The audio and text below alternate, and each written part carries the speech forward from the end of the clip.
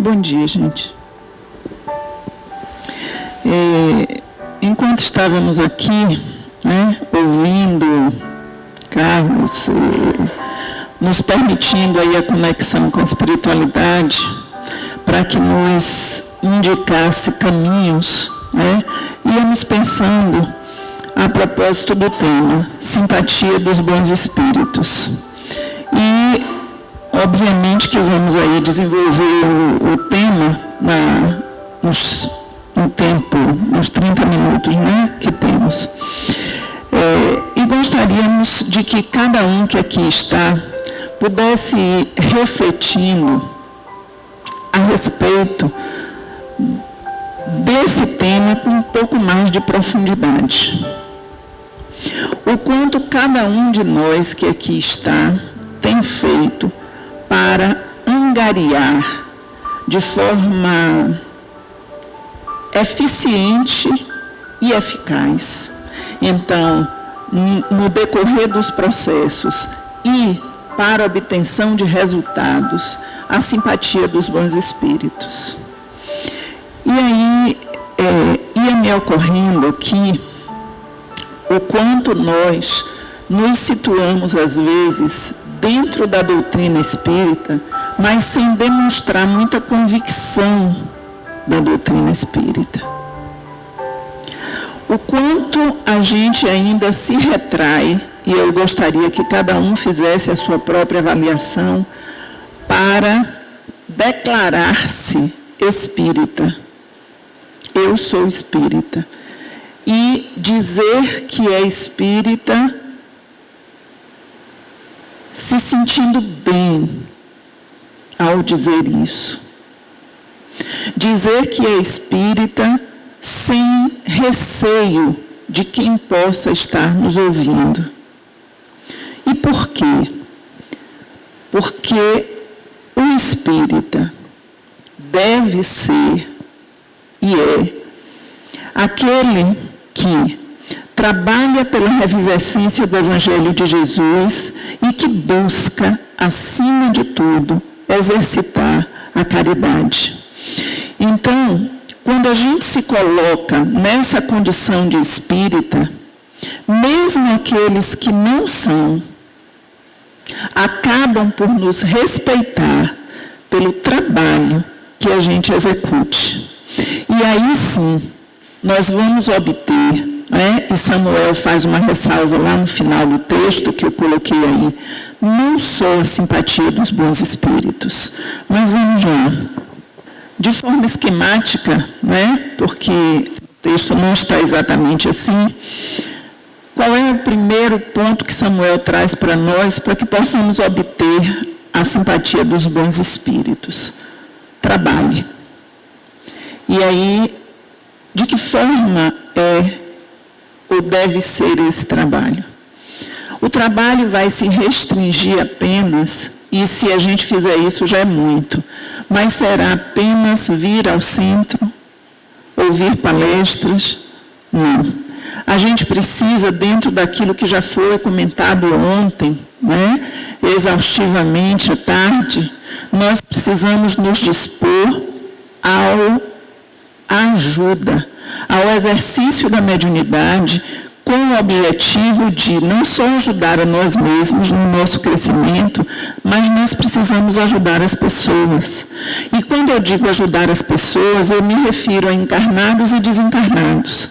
Então, esse trabalho dentro da casa espírita de ajuda aos desencarnados é fundamental, necessário, em função daquilo que eu chamava a atenção ontem, da quantidade de espíritos que estão perdidos, que não sabem que desencarnaram, que não se dão conta de como serem ajudados, que estão recrudescidos em sentimentos equivocados.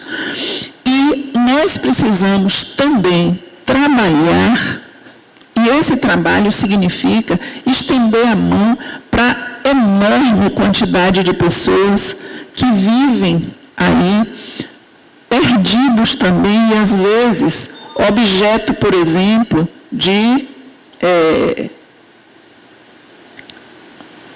diagnósticos equivocados que os levam não ao centro espírita, mas às casas de saúde.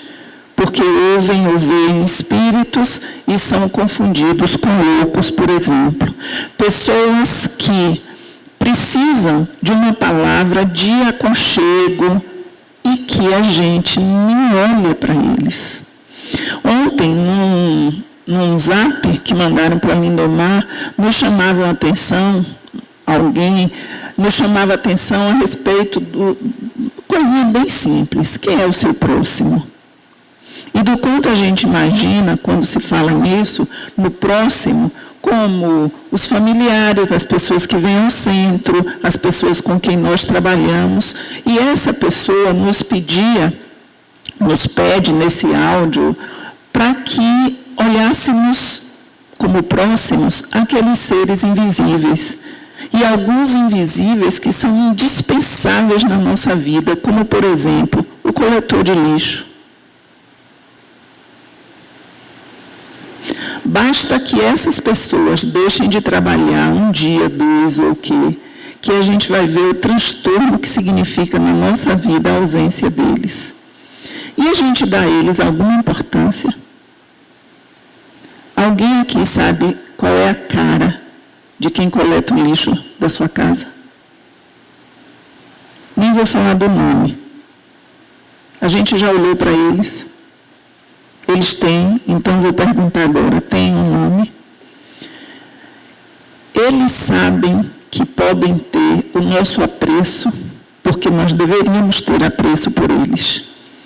Eu costumo dizer que eu não peço a ninguém para fazer alguma coisa que eu mesma não faça. Olha, eu estou trabalhando e vou pedir a alguém, por exemplo, que lave. Olha, eu quero que você lave a calçada. Eu vou lavar a calçada antes. Eu vou lavar a calçada junto com a pessoa.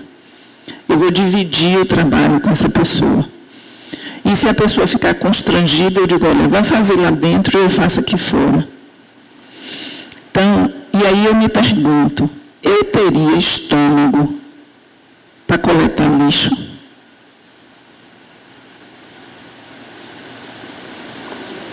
Diga, Joel.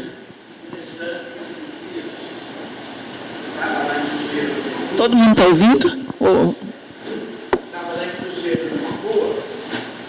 Eu achei interessante que tinha 2 pessoas na rua cantando, correndo e cantando. Eu falei, mas como é que pode 2 pessoas cantando na rua?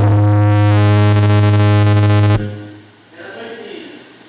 A hora que eu percebo, eram 2 coletores.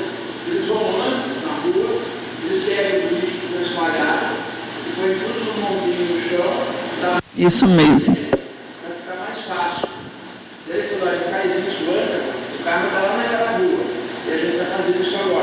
Os 2 estavam cantando. Eu falei, como é que pode isso? Os 2 cantando e juntando lixo. Olha que interessante. Me chamou a atenção aqui. Pois é. Então, assim, esse trabalho, que precisa ser o trabalho de acolhimento para com todos. E ele segue. Estude. O quanto a gente se dispõe não simplesmente a ler livros, mas a estudar.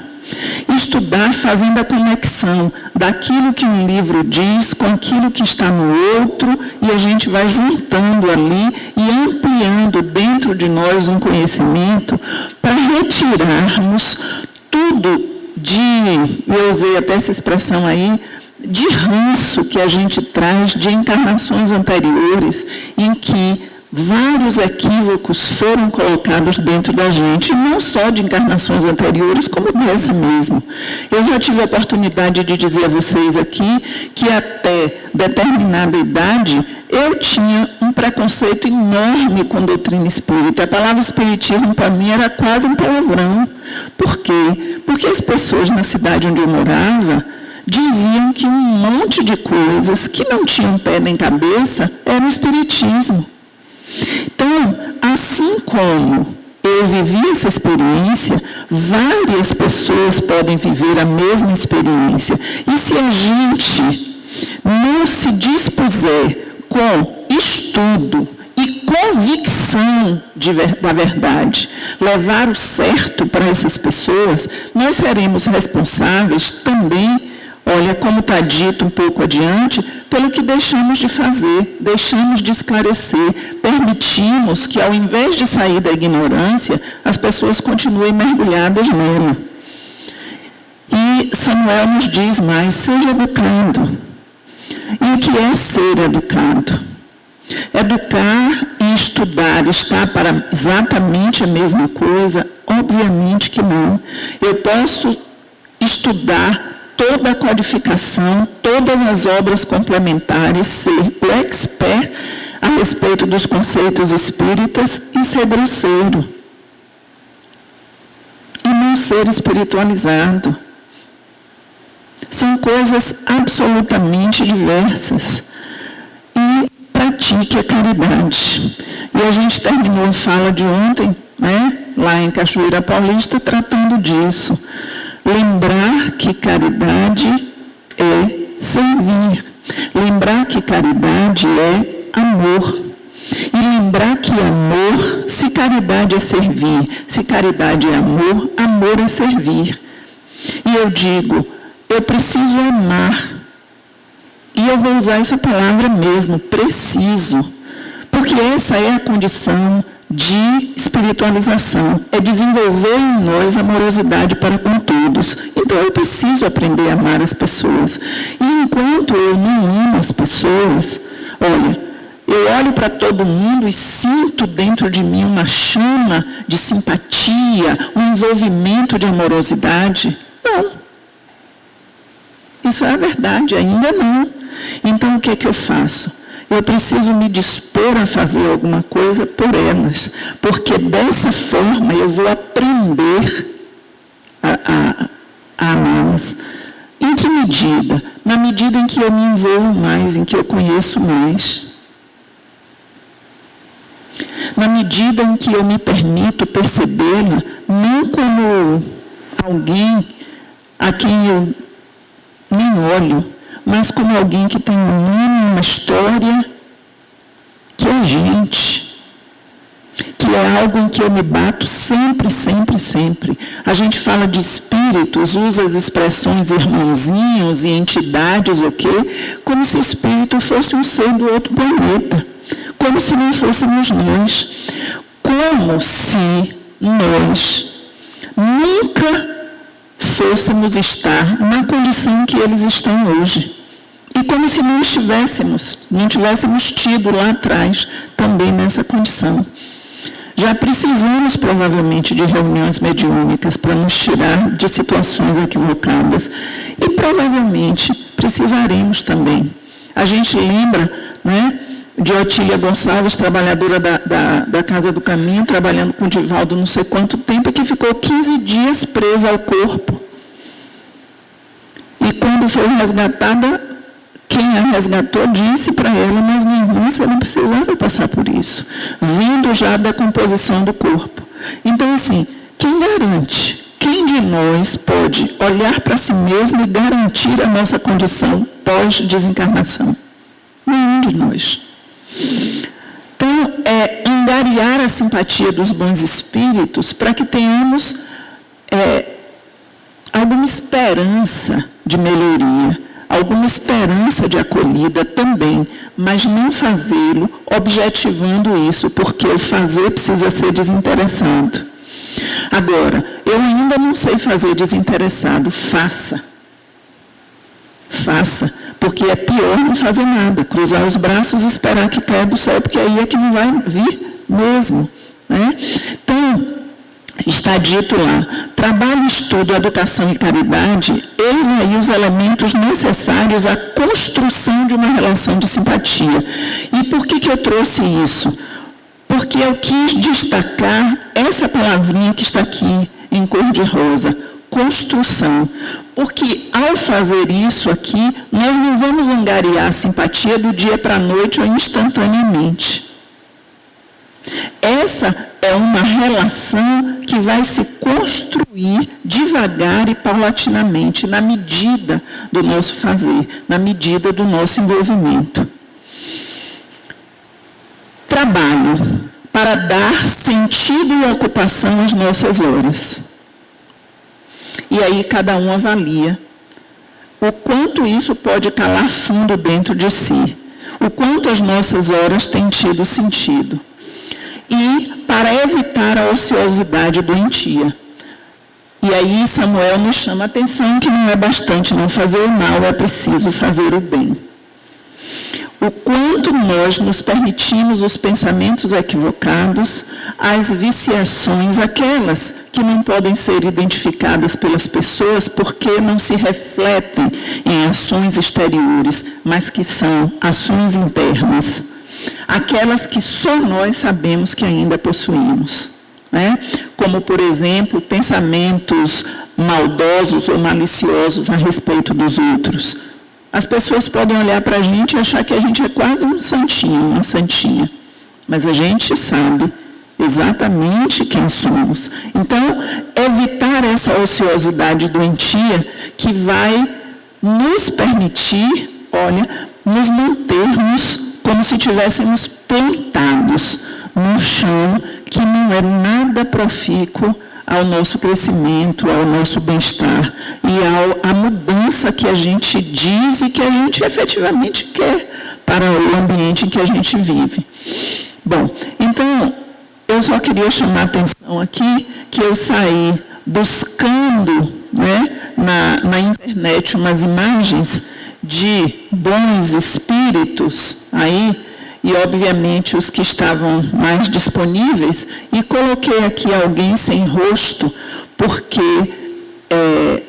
a conta, ou embora, melhor dizendo, a gente se fixe em alguns nomes, e vocês têm aqui os de vocês, mais familiares aqui a região de vocês, há uma infinidade de bons espíritos que nos acompanham e orientam, que a gente nem sabe quem são, não faz a mínima ideia, e às vezes acha que estamos desamparados, né? Porque ainda tem isso. Em relação ao estudo, Samuel fala que o estudo vai nos dar o fundamento à nossa prática, que é oposição ao ranço do fazer por fazer. Quantas vezes a gente chega nos ambientes, nas casas espíritas, e estudar é algo que não existe. Não existe por quê? Porque estudar é muito chato.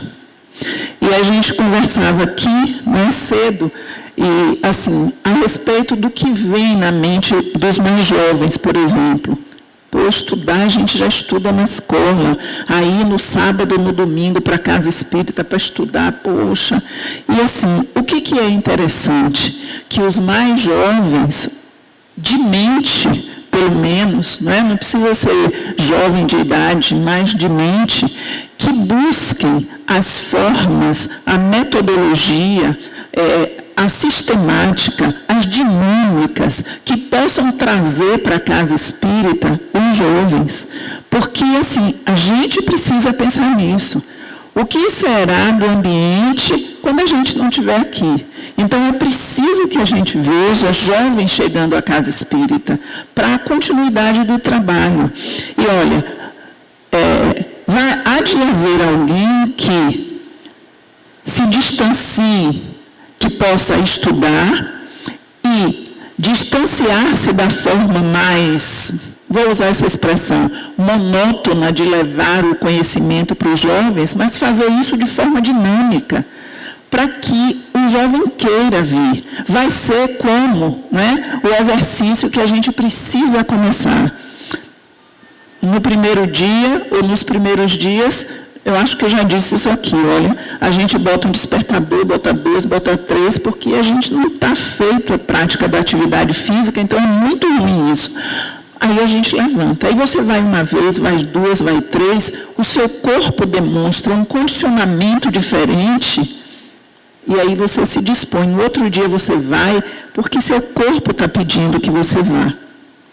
Desse jeito acontecerá com os jovens, aqui a gente foi mostrando de forma agradável a doutrina, com algumas dinâmicas para fazê-los refletir a respeito das questões da vida. E quando eles refletem sobre isso, a gente entra, por exemplo, aí com um texto espírita, para ir mostrando a ele essa realidade que é a nossa realidade e que eles sequer se dão conta disso. Desenvolver convicção para compreender trabalho e caridade e haver, então, uma felicidade em servir.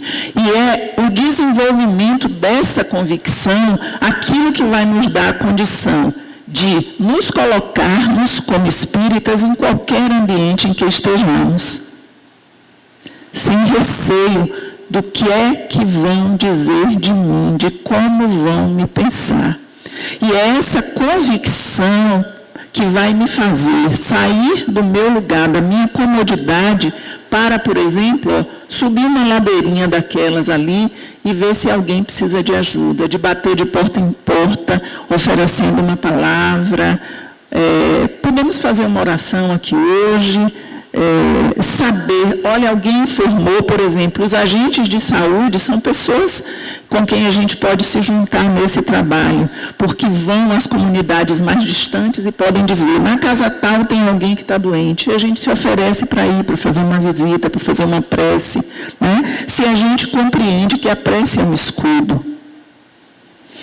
Muito bem. Então, o estudo lhe dará a convicção necessária, está aí todo o texto, para perceber equilibradamente que o trabalho é caridade, e a caridade bem feita é trabalhosa, o que dá maior felicidade em servir. Por que, além de trazer o texto sintético que eu coloquei, eu quis trazer o parágrafo? Para chamar a atenção para essas palavrinhas aqui, convicção necessária, equilíbrio, porque se a gente não demonstrar equilíbrio, as pessoas podem nos ter a conta de menos sérios. Então, nós precisamos, sim, de equilíbrio no nosso trabalho e entender que trabalho é caridade e que a caridade bem feita é trabalhosa, sim. Vai dar trabalho? Vai. Não é algo que a gente vai fazer um dia, porque é um trabalho voluntário, e depois eu passo 2 ou 3 meses sem fazer nada, porque eu estou cansada. Hoje não dá, não. Se a gente se dispõe ao trabalho, a gente tem que se dispor ao trabalho. E por isso a gente assume o compromisso dentro daquilo que nos seja possível. E não dentro de uma ideia utópica que a gente já sabe que não vai conseguir. Se eu sei que eu vou conseguir um dia, eu ofereço um dia. Quando um dia passa a não ser bastante para mim, eu ofereço mais do que isso. Bom, então, Samuel nos chama a atenção que a educação é diferente de verniz social. Aquela polidez que está longe de ser educação. Porque aí a gente também não vai incorrer no risco de dizer que uma pessoa polida é um mal. Não, ela está no caminho. Olha, pelo menos já está aprendendo um caminho de ser educado. Em alguns momentos ela já se segura. Mas essa educação tem que ser aquela que jamais permitirá grosseria, desrespeito, e sim, acolhimento e oportunidade para todos. E essas são palavras simples. E a gente pode dizer assim, eu sei disso. Mas esse saber não pode ser aquele que permite que o médico pneumologista fume, por exemplo. Que saber é esse? O sujeito tem todo o conhecimento do mundo de que fumar faz mal. Ele é um pneumologista, mas ele não consegue deixar de fumar. Então, esse conhecimento, a gente diz assim, mas a gente já sabe disso. Certo, a gente sabe. Em que nível do nosso ser a gente sabe disso? Porque a gente só vai indicar que de verdade sabe disso aqui, se a gente começa a praticar isso. Se eu começo a agir assim, se eu me dou conta de que eu estou respeitando as pessoas, não aquelas que socialmente eu sou constrangido a respeitar. Alguém me deu um abraço, eu chego num lugar e alguém me dá um abraço. Aí eu não me apresentei, cheguei, vou fazer uma palestra e ninguém sabe quem eu sou. E eu cheguei. Olha, a pessoa, alguém da casa fez um contato por telefone, Helena, você pode vir e tal, tá bom, onde é que é? Tal lugar, assim, tal cidade, é próxima, tá bom. O dia, horário, tudo acertado. E eu chego lá no dia e a pessoa nunca me viu. Então, você chega no centro, dá boa noite e as pessoas mal respondem boa noite que você deu. Aí você chega e senta. Aí você ouve alguém dizer, meu Deus, a palestrante não chegou ainda. Aí você diz, cheguei sim, eu estou aqui. E aí todos se voltam para lhe cumprimentar de outra forma. Tem uma coisa errada aí. Eu preciso ser bem acolhida como uma pessoa qualquer que chegou a casa. E não porque sou eu que vou fazer a palestra. E a gente precisa ter esse termômetro. Se quando a gente está no centro, se a gente se preocupa de fazer esse papel, ou se a gente acaba delegando, vai ter sempre alguém para fazer isso, então eu não faço. E como a gente acha que vai ter sempre alguém para fazer, acaba que às vezes ninguém faz. E ao contrário disso, a gente precisa que cada um diga, eu vou fazer e o outro eu também. E que seja um abraço desde a porta lá de fora até o salão de dentro. Num acolhimento a todos. Então, a educação integral se manifesta espontaneamente nos atos do indivíduo. Quando a gente tiver cônscio e essa educação estiver em nós, ela vai se manifestar espontaneamente, nos dar a percepção de, e aqui está entre parênteses, porque a forma de Samuel colocar foi outra, estava mais longa e eu dei uma sintetizada, nos dá a percepção de que todos, inclusive os mais doentes de qualquer doença, precisam receber o tratamento que o amor dá de acolhimento e oportunidade. E aqui, Samuel dá uma pancadinha em cada um de nós. Em mim, em nós todos. Por quê? Porque dentre esses doentes de qualquer doença, estão aquelas pessoas que nos incomodam. Aquelas pessoas que batem na gente. Aquelas pessoas que podem querer puxar o nosso tapete. E a gente precisa saber o quanto de paciência a gente tem. E às vezes a gente não tem nenhuma. Aí a gente vai lendo isso e dizer, poxa, eu vou precisar falar sobre isso. O quanto eu estou exercitando isso. Inclusive os mais doentes de qualquer doença precisam receber o tratamento que o amor dá de acolhimento e oportunidade. Então, as pessoas que são mais difíceis, que são aquelas com quem a gente tem menos paciência, precisa ser justamente o contrário. Aquelas a quem a gente vai dedicar mais amorosidade, mais paciência. E isso aí é extremamente difícil. Extremamente difícil. E ele segue nos dizendo que a caridade será permanente em nosso viver, natural e espontaneamente, à medida que essa educação integral faça parte de nós. Estaremos nos guiando por amor, amando e aprendendo cada vez mais. E ele nos diz mais. Dessa forma, sem dúvida, estaremos tendo a simpatia dos bons e até mesmo dos que ainda não aprenderam a ser, pois, atraídos pelo amor que se manifesta em trabalho, estudo, educação e caridade, seremos simpáticos a todos. E aqui eu queria chamar a atenção, veja bem, dentro dessa perspectiva ainda aqui, olha, os doentes de qualquer doença. Eu fiz referência aos encarnados que vêm ao centro, né? E agora eu vou deixar aqui e fazer referência aos desencarnados que vêm na reunião mediúnica. Por exemplo, alguém incorpora um espírito muito irado, muito zangado. E às vezes o médium incorpora esse espírito e começa a dizer coisas que não são agradáveis para nós. E nós, na condição de doutrinadores, o que fazemos às vezes? Há doutrinadores que a primeira coisa que eles fazem é brigar com o espírito. É querer dar uma bronca no espírito. Hoje, assim, dispor com o espírito e com o médium, com todo mundo que está ali, para ele se irrita. Gente, se a nossa disposição for uma disposição de animosidade, acabou. Você vai conseguir o quê? Eu estou aqui envolvendo o outro amorosamente, aguardando ali a comunicação. E a comunicação vem num rompente de raiva e você continua envolvendo amorosamente espírito e médium. Não vai adiante aquela animosidade.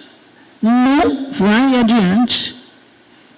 E aí você passa a falar, não como quem está falando, para alguém com quem você tem problema, porque não tem problema com essa pessoa. Eu preciso entender que esse espírito, no jeito recrudescido que está ali, ele precisa só de uma coisa, que é o que todos nós precisamos, de atenção, de amor, de carinho, de cuidado. E quando a gente consegue oferecer isso verdadeiramente, a gente quebra essa barreira. O outro desmantela. Então, olha o que Samuel nos diz. Estaremos tendo a simpatia dos bons e até mesmo dos que ainda não aprenderam a ser. Por quê? Olha, porque a gente passa a ter o respeito. Porque o outro diz assim, olha, essa pessoa aí um dia me tratou bem. Olha, foi alguém que numa reunião mediúnica me encaminhou. Da mesma forma como quando as pessoas vêm ao centro e no atendimento fraterno você consegue se colocar no lugar do outro e tratar o outro sem julgar e permitir que a espiritualidade lhe passe a orientação correta para a pessoa. Basta a gente fazer sempre e usar sempre o critério que o Evangelho nos oferece. Fazer o outro como a gente gostaria que fosse feito para a gente. Para fazer isso, a gente se coloca no lugar do outro e vai dizer, se eu tivesse sentado na outra cadeira, o que é que eu queria, de que forma eu queria ser tratado. Quando a gente faz isso, aí a gente consegue sim ir para a vivência dessa prática de viver a caridade, de se dispor a estudar e de querer fazer sempre o melhor. Muita paz, então, e agora, Lindemar.